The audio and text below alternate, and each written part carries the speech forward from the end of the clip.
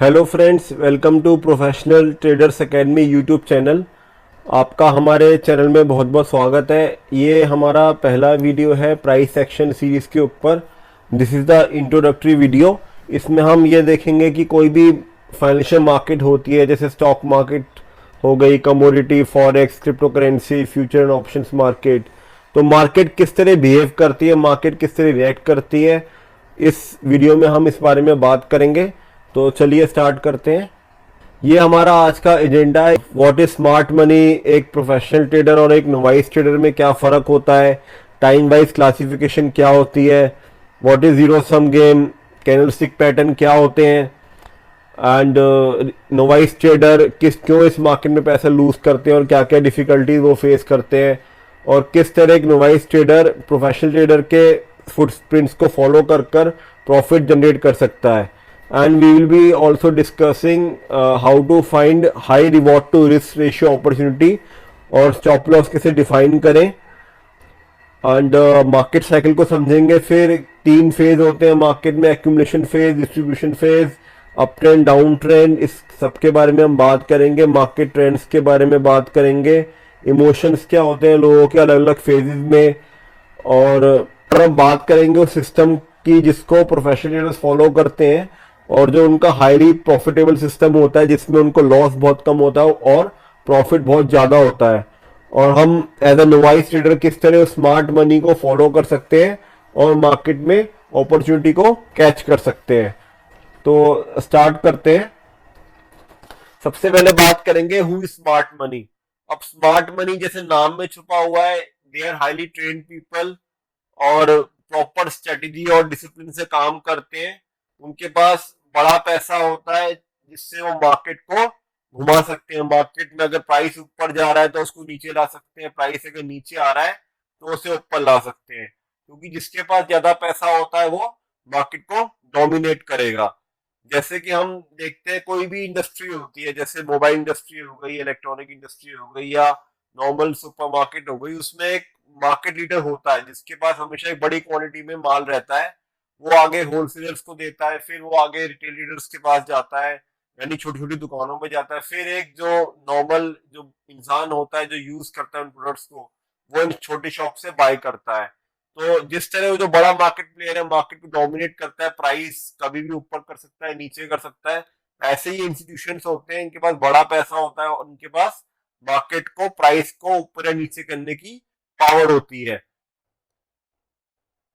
जैसे कि एक पिक्चर आ रही है हमारे सामने, इसमें हम देखते हैं कि अगर एक कार हाई स्पीड पे चल रही है तो उसको रोकने के लिए बहुत ज्यादा हाई ब्रेकिंग पावर की जरूरत होगी, ब्रेक्स लगाने की जरूरत होगी।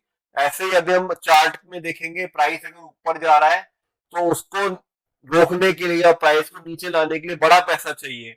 वो बड़ा पैसा किसके पास होता है? इंस्टीट्यूशंस के पास, एफआईआई के पास, डीआई के पास। तो इन सब बारे में अभी हम बात करेंगे। अब स्मार्ट मनी में कौन कौन आते हैं? आपके बैंक्स आ गए, एफआईआई आ गए, फॉरेन इंस्टीट्यूशन इन्वेस्टर्स आ गए, डीआईआई आ गए, डोमेस्टिक इंस्टीट्यूशन इन्वेस्टर्स आ गए, mutual fund, corporate houses, large institutions, operator, market makers, hedge funds, algo trader. जहां भी मैं स्मार्ट मनी का नाम यूज करूंगा या इनमें से कोई भी नाम यूज करूंगा तो उसको हम कह सकते हैं वो ऑपरेटर है। ऑपरेटर मतलब जो मार्केट को चलाता है, या इंस्टीट्यूशन का वर्ड जहां भी यूज करूंगा या स्मार्ट मनी यूज करूंगा, वो सब एक ही चीज है। उसको हम एक प्रोफेशनल ट्रेडर कह सकते हैं, क्योंकि वो प्राइस को वेरी करता है, प्राइस को डोमिनेट करता है, प्राइस को अपने हिसाब से घुमा सकता है। तो एनी पर्सन और institution that makes very large volume trades at any given point of time, जिस कोई भी ऐसा बड़ा खिलाड़ी जिसके पास ज्यादा स्ट्रेटेजी है और ज्यादा पैसा है, उसको हम स्मार्ट मनी कहेंगे। अब इंस्टीट्यूशन की जरूरत क्यों होती है? जिस तरह जैसे मैंने बात करी, मार्केट में एक बड़ा लीडर चाहिए होता है, क्योंकि अगर बड़ी क्वांटिटी में माल मार्केट में नहीं होगा तो होलसेलर या छोटे शॉप विक्रेता उसको कैसे खरीदेंगे। इस तरह मार्केट, हर मार्केट में एक बड़ा प्लेयर होता है, इसी तरह इस मार्केट में भी इंस्टीट्यूशन चाहिए। क्योंकि अगर हमने 1000 शेयर लेने हैं या 100 शेयर लेने हैं या 1 लाख शेयर लेने हैं, कभी भी आप ऐसे स्टॉक में अगर सौदा डालेंगे, अगर आप उसमें सौदा पंच करेंगे तो आप देखेंगे तुरंत आपके जो सिस्टम आपका एक्सेप्ट कर लेगा, आपको तुरंत शेयर मिल जाएंगे या बिक जाएंगे। तो मार्केट में अगर इंस्टीट्यूशंस नहीं होंगे तो मार्केट में लिक्विडिटी नहीं होगी, इसलिए इनका होना भी जरूरी है और ये प्राइस को अपने हिसाब से वेरी करते हैं। अब इनको हम कैसे फॉलो करेंगे इसके बारे में हम आगे बात करेंगे। अब welcome to world of financial freedom. जिस तरह एक शार्क होती है समुद्र में, वो समुद्र पे राज करती है, इस तरह ये स्मार्ट मनी होती है। तो अगर हमें पैसा बनाना है we have to follow it and उसके फुटप्रिंट के साथ हमें चलना होगा। टाइम वाइज क्लासिफिकेशन अगर हम ट्रेडर्स की करें तो 3 तरह के ट्रेडर्स होते हैं। इंट्राडे उसको कहते हैं जो कुछ मिनटों से लेके कुछ घंटों के लिए स्टॉक में अपनी पोजीशन रखता है। जो इससे भी कम टाइम के लिए रखता है यानी सिर्फ कुछ मिनटों के लिए रखता है उसे हम स्कैल्पर या जॉबर कहते हैं। और फिर स्विंग ट्रेडर आता है जो मार्केट में कुछ दिनों के लिए पोजीशन रखता है, 2 या 3 या 4 दिन के लिए। और लॉन्ग टर्म ट्रेडर जो होता है वो मार्केट में कुछ हफ्तों से लेके कुछ महीनों तक पोजीशन रखता है। अब लॉन्ग टर्म में प्रॉब्लम ये है, लॉन्ग टर्म की कोई डेफिनेशन नहीं है। कोई कहता है लॉन्ग टर्म 1 साल का होता है, कोई कहता है 4 साल का होता है। कई लोग स्टॉक्स में 20-20 साल से फंसे हुए हैं फिर भी वो उसमें लॉस में ही है। तो लॉन्ग टर्म की कोई डेफिनेशन नहीं होती इस मार्केट में। अगर आपने प्रॉफिट बुक किया है then you are a successful trader. Time wise अगर हम क्लासिफिकेशन करेंगे तो that will not be a proper classification. अगर हम ट्रेडर्स को क्लासिफाई करना चाहते हैं प्रॉपर तरीके से तो 2 ही तरह के ट्रेडर होते हैं, एक प्रोफेशनल ट्रेडर और नोवाइस ट्रेडर। नोवाइस ट्रेडर को हम रिटेल ट्रेडर भी कहते हैं। बेसिकली हर टाइम फ्रेम में आपको ये प्रोफेशनल ट्रेडर मिलेंगे और नोवाइस ट्रेडर मिलेंगे। मैं अभी आपको मार्केट साइकिल समझाऊंगा, उसमें आपको समझ में आएगा कि प्राइस किस तरह बिहेव करता है और नोवाइस ट्रेडर कहाँ पे बाय करता है और कहाँ पे सेल करता है और उसकी क्या गलतियां होती हैं। अगर हमें इस मार्केट में पैसा बनाना है तो हमें इंस्टीट्यूशन की तरह सोचना होगा और उनकी तरह ट्रेड करना होगा। एक सेइंग है कि 90% of the people with in 90 days, 90 दिन के अंदर अप्रोक्सीमेटली 3 महीने के अंदर अपना पूरा पैसा लूज कर देते हैं। तो इसका रीजन क्या है कि वो या तो सीधा इंटरडे ट्रेडिंग से शुरू करते हैं। इंटरडे मतलब जैसे मैंने बताया कि बहुत शॉर्ट टर्म टाइम फ्रेम के लिए मार्केट में पोजीशन रखते हैं। अगर आप शॉर्ट टर्म के लिए मार्केट में पोजीशन रख रहे हैं तो प्राइस में आप देखेंगे बहुत वोलेटिलिटी होती है, प्राइस बहुत ज्यादा ऊपर नीचे होता है जिसे एक नया ट्रेडर झेल नहीं पाता। तो मैक्सिमम लोग इंटरडे ट्रेडिंग में लॉस ही करते हैं। अगर वो आज सुबह सौदा लेंगे और सोचेंगे कि मैं आज के आज ही कमा के निकल जाऊं। सेकंड पॉइंट ये है कि जो नए ट्रेडर्स होते हैं वो हमेशा फ्यूचर ऑप्शन से शुरुआत करते हैं। इसमें मैक्सिमम लोगों को लॉस इसलिए होता है क्योंकि वो एक छोटे पैसे से बड़ी क्वांटिटी को कंट्रोल करने की कोशिश करते हैं। उसमें अगर प्राइस थोड़ा भी ऊपर नीचे होता है तो उनका प्रॉफिट या लॉस बहुत ज्यादा होता है और वो इमोशंस को टॉलरेट नहीं कर पाते। इसको हम इस बात से समझते हैं कि अगर कोई किसी इंसान ने नई नई कार चलानी सीखी हो और अभी अभी उसको 1 या 2 हफ्ते हुए हो और अगर उसको हम बस चलाने को दे दें या फिर कोई ट्रक चलाने को देंगे तो क्या होगा, उसका एक्सीडेंट ही होगा। इसी तरह जो नए ट्रेडर्स होते हैं वो सीधा बड़ी पोजीशन, लिवरेज पोजीशन लेते हैं। जो आपका ब्रोकर होता है, ब्रोकर आपको हमेशा ये बोलेगा कि सर आप फ्यूचर ऑप्शंस में काम करिए क्योंकि उसको उसमें ज्यादा ब्रोकरेज मिलती है। जितनी बड़ी आप क्वांटिटी लेंगे, सपोज आपके पास 5,000 रुपए है और आपने 50,000 की पोजीशन ली तो ब्रोकर को 50,000 के ऊपर ज्यादा ब्रोकरेज मिलेगी। इसलिए आपका ब्रोकर हमेशा आपको एनकरेज करता है आप फ्यूचर ऑप्शन से शुरुआत करें, जबकि आपको ऐसा नहीं करना है। तीसरा रीजन ये है कि जब भी नए ट्रेडर्स मार्केट में आते हैं वो बिना अपनी नॉलेज के किसी ब्रोकर के एडवाइस पे बाय सेल करते हैं या टीवी एनालिस्ट की बात सुन के किसी शेयर को लेके बैठ जाते हैं। जैसे मैंने बताया लॉन्ग टर्म की कोई डेफिनेशन नहीं होती। बहुत सारे लोग हैं जो बहुत सारे शेयर्स को लेकर बैठे हैं और वो शेयर नीचे आ गए। तो ये एक रीजन होता है कि लोग लॉस करते हैं। जैसे मैं नाम लेना नहीं चाहता, बैंक्स के शेयर से और बहुत सारे कंपनी के शेयर जो टीवी में रेकमेंड किए गए थे, फाइनेंशियल मार्केट के शेयर्स थे जो ऑलमोस्ट अब सिंगल डिजिट में है। तो ये रीजन होता है कि why people lose money initially in the market. और जो प्रोफेशनल ट्रेडर होते हैं उनका एक स्टाइल काम करने का अलग होता है, उनकी अप्रोच अलग होती है। और जो नॉर्मल ट्रेडर होते हैं यानी नोवाइस ट्रेडर होते हैं या रिटेल ट्रेडर होते हैं वो कन्वेंशनल मेथड यूज करते हैं। कन्वेंशनल मेथड का मतलब ये है कि जो नए ट्रेडर्स हैं वो इंडिकेटर्स वगैरह को यूज करते हैं।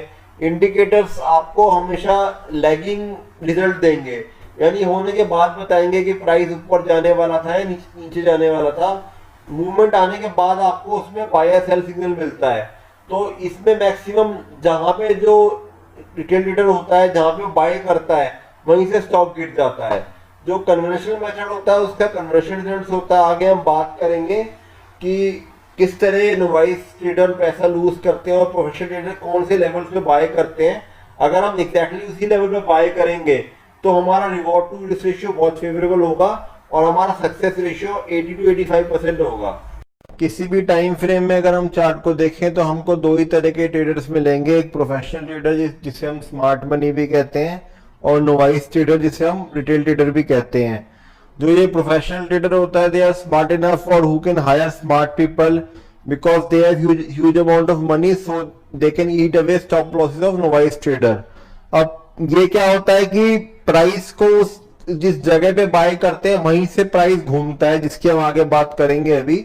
और नोवाइस ट्रेडर हमेशा ऐसे एरिया में बाय करता है जहां पे स्मार्ट मनी ने अपनी प्रॉफिट बुकिंग करनी होती है। जहां पे ये स्मार्ट मनी बाय करता है उसे हम एक्यूमुलेशन फेज कहते हैं, आगे हम चार्ट में देखेंगे। और जहां पर ये प्रॉफिट सेलिंग करता है उसे डिस्ट्रीब्यूशन फेज कहते हैं। अब ये जो डिस्ट्रीब्यूशन फेज होता है इसमें ही नोवाइस ट्रेडर या रिटेल ट्रेडर बाय करके फंस जाता है। जो लोग स्टॉक मार्केट को बिजनेस की तरह लेते हैं वो यहाँ पे पैसा बनाते हैं।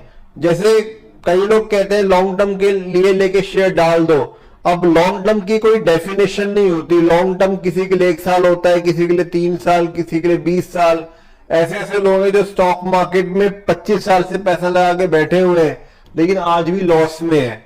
ऐसे शेयर आज भी उनके प्राइस से नीचे हैं। अब जब भी हम बिजनेस करते हैं तो हमारा मोटिव क्या रहता है कि हम कभी किसी भी कमोडिटी या स्टॉक को ऐसे प्राइस पे खरीदे जहां पे वो होलसेल प्राइस पे मिल रहा हो।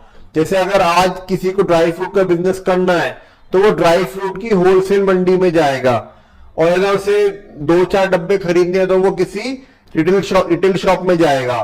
तो जो भी ये प्रोफेशनल ट्रेडर होता है ये स्टॉक मार्केट में एज अ बिजनेसमैन आता है और एज अ बिजनेस ट्रीट करता है इसको, और स्टॉक को हमेशा होलसेल प्राइसेस पे बाय करता है। अब होलसेल प्राइसेस क्या होते हैं जिसकी बात मैंने अभी करी थी, एक्यूमुलेशन फेज, या कई लोग इसको डिमांड जोन भी कहते हैं। अभी हम चार्ट में इसको देखेंगे। अगर हम stock market, community market, forex market, bitcoin, किसी भी मार्केट की बात करें तो यहाँ पे पैसा कमाया नहीं जाता, एक ट्रेडर की जेब से निकल के दूसरे की जेब में चला जाता है। यानी जो जानता है वो क्या कर रहा है वो उसका पैसा लेके जाएगा, जो नहीं जानता कि वो क्या कर रहा है। Money will always flow from uneducated trader to the educated trader. This is a zero sum game. Zero sum game मतलब लास्ट में आके सेटलमेंट हो जाएगी और जो यहाँ पे सही था वो दूसरे का पैसा लेके चला जाएगा। यहाँ पे आपको कोई सैलरी नहीं मिलेगी, इंसेंटिव नहीं मिलेंगे, और money will flow from weak hand to the smart hands. And trading जो है एक तरीका जो होता है ट्रेडिंग करने का, वो एक सिंपल तरीका है। यहाँ पे जो ट्रेडर्स होते हैं बहुत ज्यादा उसको कॉम्प्लेक्स बना लेते हैं, बहुत ज्यादा इंडिकेटर्स वगैरह चार्ट पे लगा लेते हैं, जिससे वो उनके लिए ट्रेडिंग करना मुश्किल हो जाता है। सिंपल अगर हम प्राइस एक्शन को देखें तो हम प्राइस की मूवमेंट को 80 to 85% की एक्यूरेसी के साथ पकड़ सकते हैं। अब एक एग्जांपल के साथ मैं आपको ये समझाता हूं। सपोज आपने एक शेयर 400 का लिया और आपने 100 शेयर वहां पे लिए, शेयर वहां से गिर के 380 पर आ गया और आपने वहां पे उसको बेच दिया, यानी आपने 400 पे लिया और 380 पे बेचा, जिससे आपको 20 रुपए का लॉस हुआ। अब क्योंकि आपके पास 100 शेयर है तो आपको इसमें 2000 का लॉस होगा, और अगर किसी और ट्रेडर ने उसको 380 पे ले लिया और उसको दोबारा 400 पे बेच दिया तो उसको 2000 का प्रॉफिट हो गया, यानी आपका पैसा निकल के उसकी जेब में चला गया जो यहां पर राइट था। अब मेन चार्ट पर जाने से पहले हम कैंडलस्टिक्स को समझ लेते हैं कि ये कैंडलस्टिक कैसे बनती हैं, क्योंकि हमें चार्ट पर इसी को देखना है। जहां पर भी हमको एक ग्रीन कैंडलस्टिक मिलेगी तो उसका मतलब जिस टाइम फ्रेम पे भी हम चार्ट को देख रहे हैं, सपोज मैं डेली की कैंडल देख रहा हूं तो ये मैं ये मान के चलूंगा कि आज प्राइस हमारा ग्रीन में बंद हुआ, यानी प्राइस जो क्लोजिंग प्राइस है दिन का 3:30 बजे का वो 9:15 की ओपनिंग से ऊपर जाके बंद हुआ है। तो जो बॉडी होगी, इस पार्ट को बॉडी कहते हैं। बॉडी में आपका ओपन और क्लोज होता है। और अगर मैं हाई और लो की बात करूं तो हाई और लो को का जो डिफरेंस है, हाई और लो का जो डिफरेंस है उसे रेंज कहते हैं। और इस पार्ट को हाई और लो को विक टेल या शेडो कहते हैं। अब दिन के दौरान जो भी हाईएस्ट पॉइंट गया होगा, सपोज प्राइस 200 रुपए पे खुला और उसने 225 का हाई बनाया, लेकिन क्लोजिंग उसकी 220 पर हो गई, तो 225 वाला प्राइस जो होगा वो आपका हाई में दिखेगा और 220 आपका क्लोजिंग में आएगा, ओपनिंग आपका 200 आएगा। और सपोज दिन का लो गया होगा 195, तो वो लो में यहां पर डिनोट होगा जहां पे एल है। इसी तरह अगर प्राइस मेरा गिर के बंद हुआ है, 9:15 के बाद ओपनिंग के बाद नीचे गिर के बंद हुआ है, तो वो आपको रेड कैंडल के फॉर्म में दिखेगा। ये जो कैंडलस्टिक होती हैं ये किसी भी टाइम फ्रेम की हो सकती है, मिनिमम 1 मिनट से लेके आपकी 15 minute, 10 minute, 60 minutes, 125 minute, 75 minutes, daily, weekly, monthly, yearly, किसी भी टाइम फ्रेम की ये कैंडलस्टिक हो सकती हैं। ट्रेडर्स की 3 मेजर डिफिकल्टीज होती हैं, 3 उनकी प्रॉब्लम्स होती हैं जो वो स्टॉक मार्केट में फेस करते हैं या किसी भी फाइनेंशियल मार्केट में फेस करते हैं, कि वो जहां से स्टॉक खरीदते हैं वहीं से गिर जाता है या जहां पर वो बेचते हैं वहीं से चढ़ जाता है। उनको हमेशा ऐसा लगता है उनको कोई देख रहा है, कोई उनको वॉच कर रहा है। जब तक उन्होंने नहीं लिया था तब तक तो स्टॉक सही चल रहा था, उनके लेते ही पता नहीं ऐसा क्या हो गया कि स्टॉक ने अपनी डायरेक्शन ही बदल दी। दूसरा कंसर्न ये होता है कि वो कहते हैं कि हमारा स्टॉप लॉस हिट होने के बाद स्टॉक वहां जाता है जहां हमने प्रेडिक्ट किया था। यानी अगर उन्हें लगता था कि स्टॉक अगर ऊपर जाना चाहिए और उसके बाद जैसे ही उन्होंने बाय किया स्टॉक नीचे आया, उनका स्टॉप लॉस हिट हुआ और फिर उस डायरेक्शन में गया जहां पर उन्होंने प्रेडिक्शन की थी। तो इसका रीजन ये है कि वो स्टॉक को ऐसे एरिया में बाय करते हैं जहां पर जो स्मार्ट मनी है सेलिंग करती है। उसको हम डिस्ट्रीब्यूशन फेस कहते हैं, अभी हम बात करेंगे उसके बारे में। या फिर बहुत सारे लोगों को ये डिफिकल्टी होती है कि भाई हमको प्रॉफिट आ रहा था, लेकिन प्रॉफिट आने के बाद हमने उसको बुक नहीं किया और स्टॉक वहां से मेजर करेक्शन में आ गया या हैवी सेलिंग में आ गया। तो इसका भी रीजन वो ही है कि स्टॉक एक ऐसे एरिया में बाय कर लिया गया जहां पे स्मार्ट मनी ने सेलिंग करनी थी। नोवाइस ट्रेडर ने इस एरिया में बाय किया और उसके बाय करते ही स्टॉक ने अपनी डायरेक्शन चेंज कर ली। या फिर उन्होंने नोवाइस ट्रेडर ने अगर स्टॉक को इस एरिया में बाय किया, बाय करने का उसका स्टॉप लॉस हिट हुआ, स्टॉक नीचे आया और फिर स्टॉक वहां गया जहां उसको जाना चाहिए था। These are the major concerns novice trader face during trading, and if we want to make money we have to move with the big fish। जैसे कि हमने बात करी कि एग्जाम्पल के तौर पे जैसे कोई क्राइम होता है तो बेसिकली जो डिटेक्टिव या पुलिस है वो फुटप्रिंट्स को फॉलो करती है, क्लूज को फॉलो करती है कि कौन क्रिमिनल हो सकता है। इसी तरह जब भी ये स्मार्ट मनी बाइंग करती है तो ये एक तरह का पैटर्न बनाती है या एक तरह के अपने फुटप्रिंट्स छोड़ती है। तो जो नोवाइस ट्रेडर है जैसे हम देख रहे हैं, ये एक प्रोफेशनल ट्रेडर का पैर हम मान सकते हैं और जो नोवाइस ट्रेडर है उसको इसके साथ चलना है, यानी इस बड़ी मछली के साथ या एक बिगर एनिमल लाइक एलिफेंट के साथ हमें चलना है, क्योंकि उसके पास बड़ा पैसा है। Every day on the chart, the market manipulators leave their footprints, and in order to succeed, we need to follow their footsteps. Price and volume are the only true indicators. ये price and volume जो chart पे formation form होती है, ये हमें होने से पहले बता देंगे प्राइस में कहाँ मूवमेंट होने वाली है। बहुत सारे लोग इंडिकेटर यूज करते हैं जैसे RSI, स्टोकैस्टिक्स, बोलिंजर बैंड, MACD वगैरह। ये सारे इंडिकेटर्स लैगिंग है, तो ये सब होने के बाद हमें बताते हैं। जबकि अगर जो रियल मूवमेंट जो है वो प्राइस पैटर्न्स है और प्राइस में छुपा है और वॉल्यूम में छुपा है, क्योंकि जब भी ये स्मार्ट मनी बाय करती है तो वॉल्यूम में आपको विजिबल होगा कि उस एरिया में उसने स्टॉक को बेचना या खरीदना शुरू कर दिया है। और price and volume are the only leading indicators. बाकी जितने भी इंडिकेटर है वो हमारे लैगिंग होते हैं। पायरेट फिश एक तरह की फिश होती है जो शार्क और वेल के साथ चलती है, उसके साथ स्विम करती है और ये शार्क या वेल की बॉडी से डेब्रिस को खाती है। इससे क्या होता है, ये एक दूसरे की हेल्प करते हैं और शार्क इसको खाती नहीं है।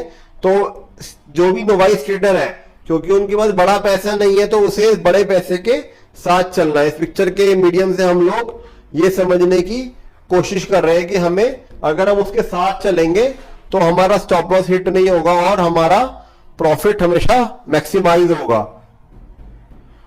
अब इस पिक्चर से हमें ये लग रहा है कि अगर हम एक स्टॉक में है, हमें लग रहा है वो स्टॉक एक रेंज बाउंड चला गया है, या फिर उसमें मूवमेंट नहीं आ रही है, या फिर अब वो अपनी करेक्शन ले रहा है, नीचे आना शुरू हो गया, तो उससे निकल के हम किसी दूसरे स्टॉक में जा सकते हैं। मार्केट में हमेशा अपॉर्चुनिटी है, हमें उसको पहचाना आना चाहिए। We have to develop the skills, जिससे हम पहचान सकें कि प्राइस की मूवमेंट कहां होने वाली है। मैक्सिमम लोग ये बोलते हैं कि हमें पोजीशन वहां ओपन करनी चाहिए जहां पे हमारा रिवॉर्ड टू रिस्क रेशियो बहुत फेवरेबल है, यानी जहां पे हमें पाने के लिए कम से कम डबल या ट्रिपल या 4 गुना हो कंपेयर टू जितना हम पैसा लूज कर रहे हैं। सपोज किसी ने कोई शेयर 200 पर बाय किया और उसका टारगेट है 250, यानी 50 रुपए की मूवमेंट के लिए वो बाय कर रहा है, और अगर उसका स्टॉप लॉस है 175, तो वो 25 रुपए रिस्क कर रहा है 50 रुपए पाने के लिए, यानी उसका रिवॉर्ड टू रिस्क रेशियो हुआ 2:1। तो मैक्सिमम लोग यही कहते हैं कि we should open at that position जहां पे हमारा reward to risk ratio favourable हो। लेकिन यहाँ पे ये लोग भूल जाते हैं कि रिवॉर्ड टू रिस्क रेशियो से भी फेवरेबल जो चीज होनी चाहिए वो हमारा प्रोबेबिलिटी ऑफ बीइंग राइट होनी चाहिए। यानी हमें ऐसे पॉइंट पे पोजीशन खोलनी है जहां पे बड़ा पैसा बाय कर रहा है या बड़ा पैसा बड़ी क्वांटिटी में स्टॉक को या अपने करेंसी, क्रिप्टो करेंसी को बेच रहा है। तो अगर वो बड़ा पैसा वहां पे पोजीशन ओपन कर रहा है तो हमारी प्रोबेबिलिटी ऑफ बीइंग राइट बहुत ज्यादा हो जाती है। रिवॉर्ड टू रिस्क रेशियो अगर हम ब्लाइंडली कहीं भी पोजीशन ओपन कर देंगे तो हो सकता है एक पॉइंट पे मैंने बाय किया, वहां से मुझे रिवॉर्ड बहुत अच्छा मिल रहा हो, लेकिन वहां पे मेरे होने की संभावना, प्रोबेबिलिटी ऑफ बीइंग राइट इतनी ज्यादा नहीं है, तो वहां पे पोजीशन खोलना ज्यादा समझदारी की बात नहीं होगी। डिमांड जोन एक ऐसा एरिया होता है जहां पे बड़ा पैसा होता है, इंस्टीट्यूशंस का बड़ा पैसा होता है, जहां पे वो लोग बाइंग करते हैं। अगर ऐसे पॉइंट पे हम बाय करते हैं, डिमांड जोन पे अगर हम बाय करते हैं, तो हमारी probability of being right and reward to risk ratio दोनों बहुत ज्यादा फेवरेबल है। सेम अगर हम सप्लाई जोन में सेलिंग करते हैं, क्योंकि वहां पे बड़ी मछली हाई क्वांटिटी में सेल करेगी, तो हमारा reward to risk ratio of and probability of being right दोनों फेवरेबल है। तो हमें पोजीशन वही खोलनी है जहां पे हमारा डिमांड जोन या सप्लाई जोन हो। मार्केट हमेशा साइकिल में चलती है, जैसे समुद्र में लहरें होती हैं, वेव्स होती हैं, ऐसे प्राइस की मूवमेंट होती है। प्राइस ऊपर जाता है, थोड़ा सा रुकता है, फिर दोबारा यहाँ पे बेस बनाता है, फिर ऊपर जाता है, फिर यहाँ पे थोड़ा सा बेस बनाता है, फिर यहाँ पे सेलिंग आती है, फिर थोड़ी देर रुकता है, फिर दोबारा सेलिंग आती है। तो प्राइस हमेशा वेव्स में चलेगा, जैसे समुद्र में लहरें होती हैं, और हमेशा एक स्ट्रेट लाइन में ऊपर नहीं जाएगा। प्राइस जहां से, सपोज प्राइस ने यहां से नीचे आना शुरू किया और यहाँ पे एक बेस बनाया, बॉटम बनाया और यहां से प्राइस ऊपर गया, तो इस बेस वाले एरिया को हम एक्यूमुलेशन फेज कहते हैं। ये वही एरिया होता है जहां पे हम स्मार्ट मनी, जिसकी हम बात करें, इंस्टीट्यूशन वगैरह, ऑपरेटर, मार्केट मेकर बाय करता है और प्राइस यहां से मूवमेंट लेता है। फिर जैसे हम लोग ऊपर सीढ़ी चढ़ते हैं, थोड़ा सांस लेते हैं, ऐसे प्राइस थोड़ा सा यहाँ पे रुकता है, दोबारा जहां पे रुका है उसे हम रीएक्यूमुलेशन फेज कहते हैं। प्राइस दोबारा ऊपर गया, यहाँ पे उसने टॉप बनाया, यहाँ पे हल्का सा साइडवेज गया, बेस बनाया, फिर यहाँ से करेक्शन आनी शुरू करी, फिर यहाँ पे थोड़ी देर रुका, फिर दोबारा नीचे आया। तो जो एक्यूमुलेशन फेज होता है, यहाँ पे जो स्मार्ट मनी होता है ये बाइंग करती है और इसी को हम एक्यूमुलेशन फेज कहते हैं। यहाँ पे हम डिमांड जोन भी फॉर्म होता है, आगे मैं आपको चार्ट में दिखाऊंगा। आगे प्राइस जाएगा, यहाँ पे दोबारा एक डिमांड जोन फॉर्म होगा, फिर प्राइस ऊपर जाएगा, डिस्ट्रीब्यूशन फेज आएगा, यहाँ पे सप्लाई जोन फॉर्म होगा और प्राइस नीचे आएगा, रुक के यहाँ पे एक और सप्लाई जोन फॉर्म होगा और यहाँ से दोबारा नीचे आएगा। फिर ये जो साइकिल रिपीट हुई है, यहां से ये साइकिल दोबारा रिपीट होगी, एक्यूमुलेशन फेज यहाँ पे बनेगा और प्राइस दोबारा ऊपर जाएगा। अगर प्राइस ऊपर गया और उसने ये वाला हाई निकाल दिया तो हम कह सकते हैं प्राइस अपने दोबारा अप ट्रेंड में आ गया है। और अगर प्राइस यहां से बेस बना के नीचे आ गया, इसका मतलब उसका ट्रेंड नीचे हो गया है। अभी मैं आपको अप ट्रेंड, डाउन ट्रेंड और साइडवेज 3 तरह के ट्रेंड होते हैं, तीनों ट्रेंड को समझाऊंगा। और जो ये एक्यूमुलेशन फेज होता है, यहां पे स्मार्ट मनी बाय करती है और उसने जहां टॉप पे बाय किया होता है, तो डिस्ट्रीब्यूशन फेज में स्मार्ट मनी सेलिंग करती है और एक्यूमुलेशन फेज में स्मार्ट मनी बाइंग करती है। और जो नोवाइस ट्रेडर होता है, ये इसका बिल्कुल ऑपोजिट काम करता है। यानी जब टॉप लगता है किसी भी चार्ट में, कोई भी क्रिप्टो करेंसी है या स्टॉक मार्केट है या गोल्ड सिल्वर है, कभी भी उसमें टॉप लगता है, तो यहां पे टॉप पर जो नोवाइस ट्रेडर होता है, यानी जो रिटेल ट्रेडर होता है, वो बाइंग करता है इस होप में कि प्राइस यहां से ऊपर ऊपर जाता रहेगा। जबकि जो स्मार्ट मनी होती है, वो यहां से प्राइस को घुमाती है और सबका स्टॉप लॉस खाने के बाद फिर प्राइस दोबारा से बेस बनाकर ऊपर आता है। ये जो 4 फेज होते हैं स्टॉक मार्केट के, जैसे डिमांड जोन हो गया जिसे हम एक्यूमुलेशन फेज कहते हैं, मार्कअप हो गया जिसे हम अप ट्रेंड कहते हैं, सप्लाई जोन हो गया जिसे हम डिस्ट्रीब्यूशन फेज कहते हैं, और मार्क डाउन हो गया जिसे हम डाउन ट्रेंड कहते हैं। ये चारों ट्रेंड मिलके एक पूरा मार्केट साइकिल बनाते हैं। एक मार्केट साइकिल में 3 तरह के ट्रेंड होते हैं, अप ट्रेंड, डाउन ट्रेंड और साइडवेज मूवमेंट। अप ट्रेंड में स्टॉक हायर हाइज और हायर लोज बनाता है। सपोज स्टॉक 180 से शुरू हुआ और स्टॉक 200 तक गया और उसने 180 का लो नहीं काटा, एक लो बनाया, 190 तक गया और 200 के हाई के ऊपर क्लोजिंग दे दी। तो अब ये सपोज 220 का हाई बन गया, फिर ये नीचे आया, इसने 200 नहीं काटा, 190 के ऊपर रहा और एक नया हाई बना दिया 250। अब हम देखेंगे हर बार एक नया हाई बनते जा रहा है और जो लोज बन रहे हैं एक हायर लोज बनते जा रहे हैं, तो इसे हम अप ट्रेंड कहते हैं। इसे हम मार्केट साइकिल में मार्कअप भी कहते हैं। और डाउन ट्रेंड में ऐसे ही होता है, प्राइस एक हाई बनाता है फिर एक लो बनाता है। जैसे कि हमने बात कर दी, समुद्र में पानी चलता है, हायर हाइज और हायर लोज और लोअर हाइज और लोअर लोज। डाउन ट्रेंड में हमारे जो हाई बनते हैं वो पिछले वाले हाई से कम बनते हैं। सपोज जैसे ये 250 था तो ये 230 हो गया, अब ये 210 हो गया। ऐसे ये लोज जो होंगे पिछले लो को काटते जाएंगे। तो ये एक तरह का डाउन ट्रेंड होता है, इसको मार्क डाउन भी कहते हैं। और जो साइडवेज मूवमेंट होती है, इसमें स्टॉक एक रेंज में रहता है, यानी एक रेजिस्टेंस यानी टॉप के नीचे और सपोर्ट यानी इसके बॉटम के ऊपर। अब जो ये साइडवेज मूवमेंट होती है, ये अगर बॉटम पे मिलती है करेक्शन के बाद, तो इसे एक्यूमुलेशन फेज कहते हैं। और ये अगर हमें टॉप पे मिलती है अप ट्रेंड जहां पे खत्म होने वाला है, तो उसे डिस्ट्रीब्यूशन फेज कहते हैं। प्रॉपर तरीके से एक अप ट्रेंड या डाउन ट्रेंड को कैसे पहचाने, इसके लिए मैं एक नया वीडियो बना दूंगा और डिस्क्रिप्शन बॉक्स में उसका लिंक दे दूंगा।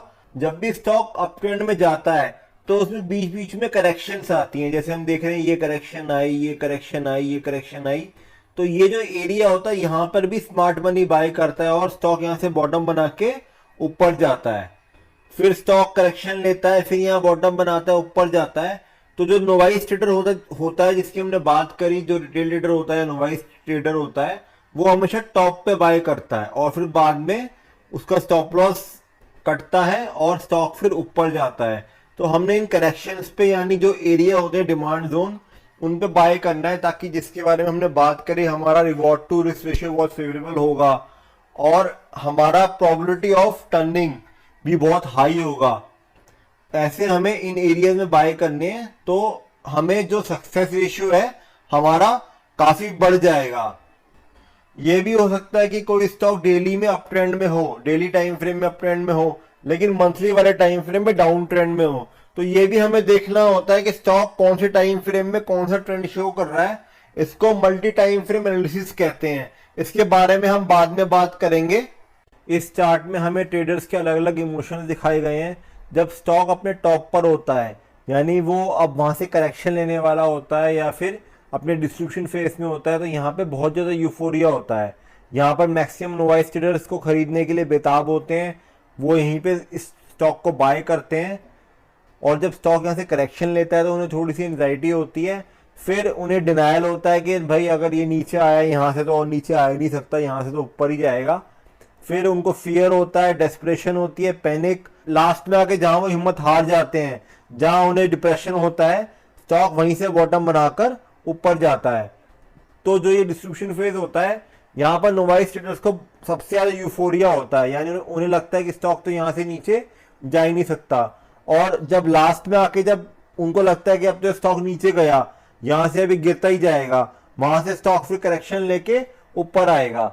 इसी को हम साइकिल में समझते हैं। इस पॉइंट पे जहां स्टॉक का टॉप लग रहा है, यहाँ पे बिल्कुल यूफोरिया है, यानी यहाँ पे हर कोई चाहता है स्टॉक को ले लूं, शायद उसे लगता है आज की बात ये स्टॉक मुझे इस रेट पे मिलेगा नहीं। लेकिन जब यहाँ से करेक्शन लेता है तो उसे लगता है कि यार मैं फंस गया। ऐसा ट्रेडर बार बार करता है और हर बार उसको यही होता है कि वो हमेशा महंगे रेट पे बाय करके फंस जाता है। मार्केट कभी भी अपने आप नहीं चलती है, उसे चलने के लिए एक बड़ा पैसा चाहिए, उसे मूव करने के लिए एक बड़ा पैसा चाहिए। तो ये बड़ा पैसा इंस्टीट्यूशंस के पास होता है, मार्केट मेकर्स के पास होता है, ऑपरेटर्स के पास होता है।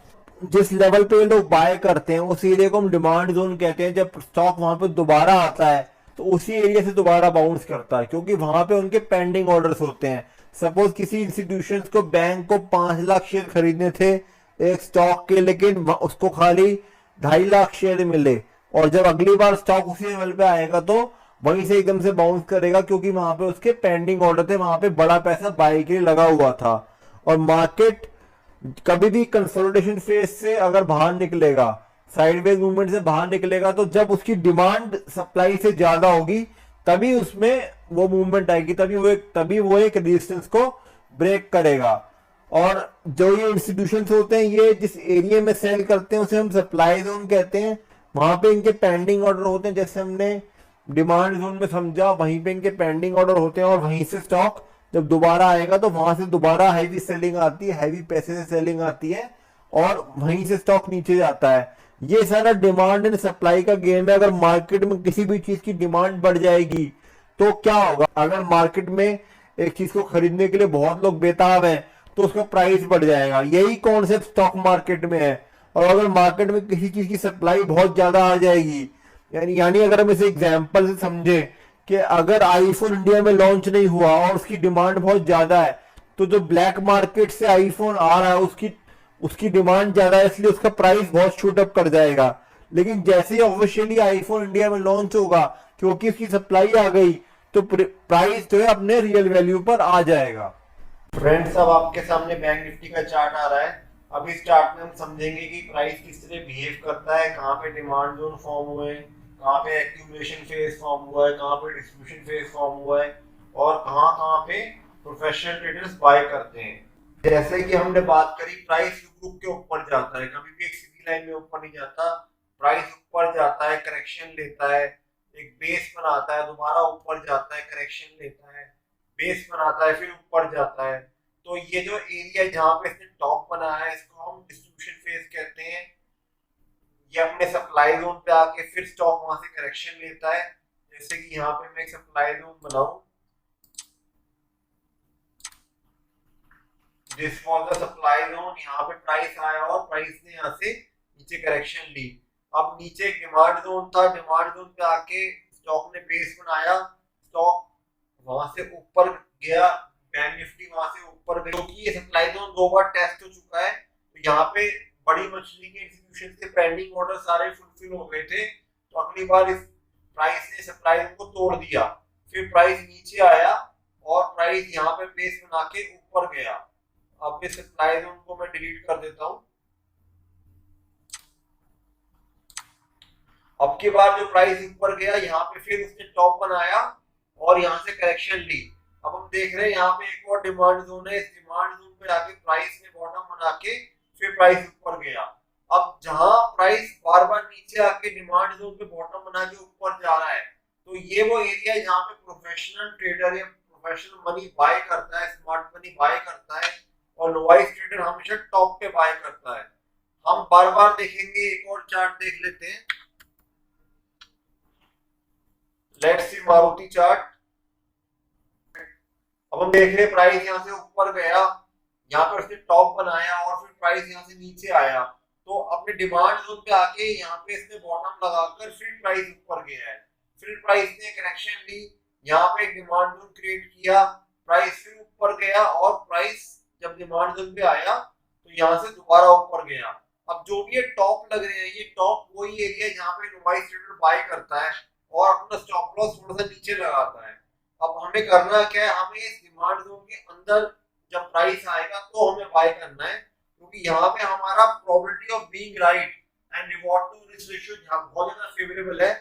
मैं आपको सिखाऊंगा किस तरह आपको लेवल्स प्लॉट करने, चार्ट में फाइंड करने, ताकि आपकी जो हमेशा एक्यूरेसी रहे 80 to 85% रहे। तो आप इस चैनल को सब्सक्राइब कर लीजिए। I will be teaching you how to mark these levels. अब हम देखेंगे प्राइस यहाँ पे एक सप्लाई जोन था, प्राइस इस सप्लाई जोन में गया और यहाँ से करेक्शन दी। तो सप्लाई जोन में जैसे कि मैंने बताया, जो बड़ी मछली है सेलिंग करती है, तो हमें यहाँ पे सेलिंग करनी है, बाय नहीं करनी। अब जब भी हमें ट्रेड करना है, हमें पहले ट्रेड को प्लान करना है और उसको एग्जीक्यूट करना है। हमें वेट करना है उस मौके का जब स्टॉक उस लेवल पर आए, यानी उस डिमांड जोन पर आए जहां से उसमें मूवमेंट आनी है। तो हमें उस ट्रेड के लिए पहले प्लानिंग करनी है और जब उस लेवल पे आएगा तभी हमें एग्जीक्यूट करना है अपने ट्रेड को।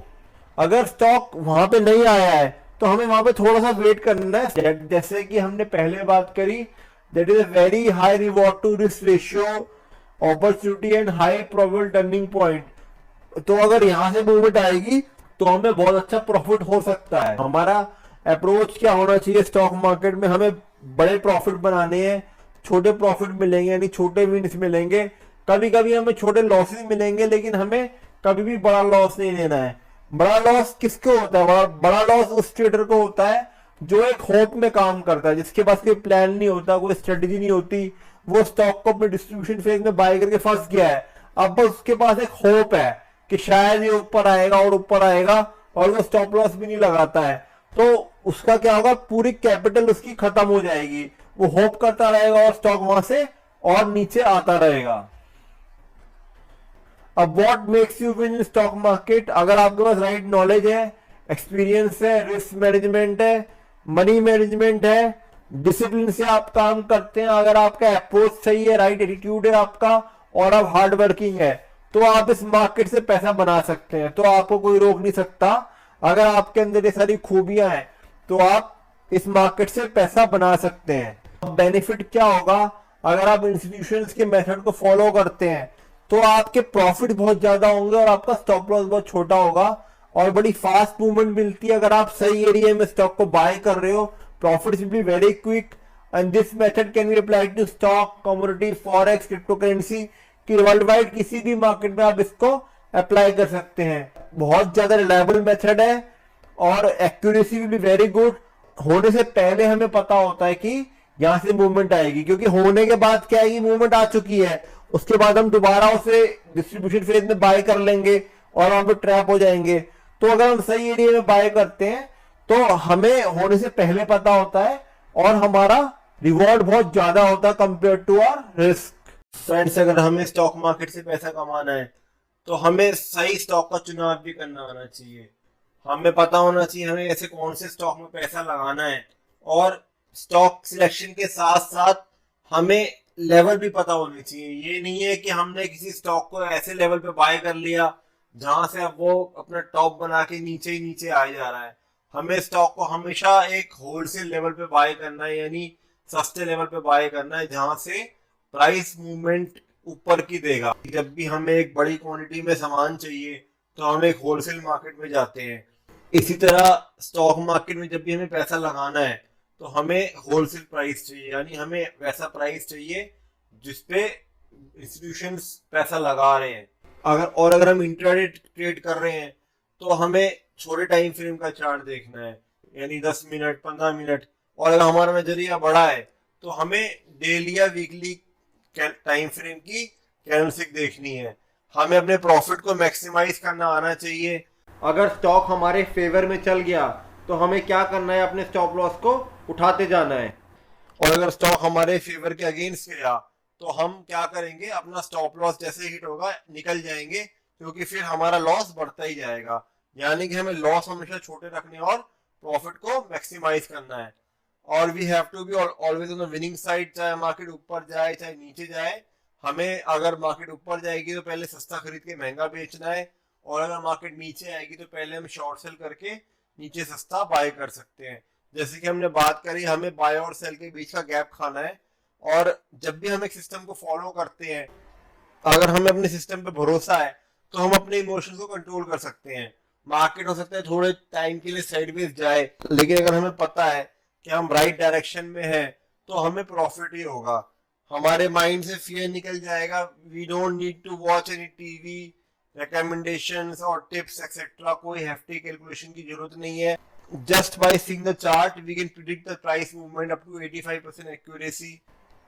फ्रेंड्स, अगर ये वीडियो आपको अच्छा लगा तो चैनल को सब्सक्राइब कीजिए, ज्यादा से ज्यादा शेयर कीजिए ताकि और लोगों तक भी इंफॉर्मेशन पहुंचे। वीडियो को लाइक कीजिए और हमारे नेक्स्ट वीडियो के लिए वेट कीजिए। अगर आप हमारे पेड कोर्सेज ज्वाइन करना चाहते हैं तो हमारी वेबसाइट www.ptacoaching.com पे जाके रजिस्टर कीजिए। Thank you very much.